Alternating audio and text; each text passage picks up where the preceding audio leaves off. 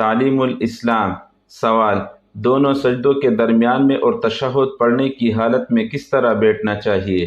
جواب: داہنا پاؤں کڑا رکھو اور اس کی انگلیاں قبلے کی طرف رہے اور بایاں پاؤں بچھا کر اس پر بیٹھ جاؤ۔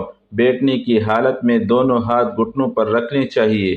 سوال: امام اور منفرد اور مقتدی کی نمازوں میں کچھ فرق ہوتا ہے یا نہیں؟ جواب: ہاں، امام اور منفرد اور مقتدی کی نماز میں تھوڑا سا فرق ہے۔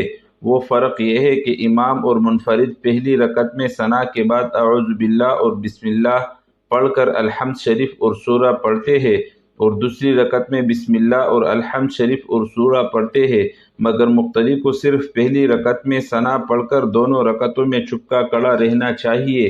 دوسرا فرق یہ ہے کہ رکوع سے اٹھتے وقت امام اور منفرد سمع اللہ لمن حمدہ کہتے ہیں، اور منفرد تسمیع کے ساتھ تحمید بھی کہہ سکتا ہے، مگر مقتدی کو صرف ربنا لک الحمد کہنا چاہیے۔